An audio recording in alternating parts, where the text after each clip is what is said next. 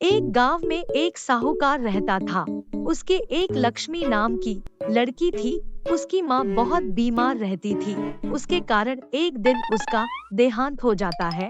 उसके पिता ने लक्ष्मी को बहुत समझाया, लेकिन लक्ष्मी माँ की याद में दिन भर रोती रहती है। एक दिन लक्ष्मी के चाचा ने साहूकार को दूसरा ब्याह करने के लिए बोला, अरे नंदा, क्यों न तू दूसरा ब्याह कर ले, बच्ची को भी माँ मिल जाएगी और तेरा भी घर सुधर जाएगा। भाई की बात सुनकर साहूकार ने दूसरा विवाह करने का फैसला कर लिया।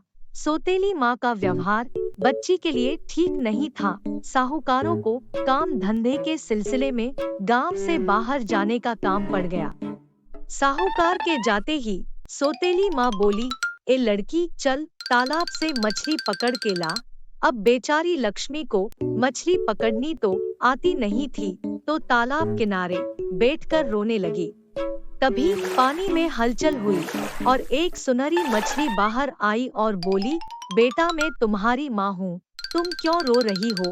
लक्ष्मी ने उसे सारी बात बताओ। तब मछली ने अपने जादू से उसकी टोकरी मछलियों से भर दी और उसको भी खाने के लिए भोजन दिया।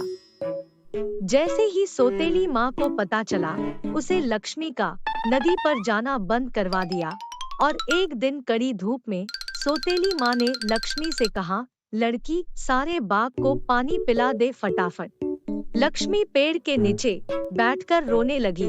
तभी उसकी आवाज सुनकर उसकी माँ तोते के रूप में आई और उसे मीठे मीठे फल खाने को दिए और उसको रोज आने के लिए बोला। कुछ दिन तो ऐसे ही चलता रहा, लेकिन एक दिन सौतेली माँ ने उसे मीठे मीठे फल खाते हुए देख लिया। उसको बड़ा गुस्सा आया और उसे पेड़ को ही कटवा डाला और लक्ष्मी का बाग में आना जाना बंद हो गया। कुछ दिनों बाद लक्ष्मी की माँ गाय के रूप में उसके पास आने लगी और उसे अपना दूध पिलाने लगी।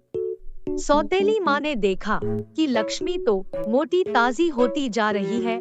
उसने उस बात का पता लगाया और उसे गाय के बारे में पता चल गया और वो एक दिन गाय को मारने के लिए आई, लेकिन गाय ने उसे अपने सींगों से उसे वहीं उठाकर फेंक दिया और उसके वहीं प्राण निकल गए।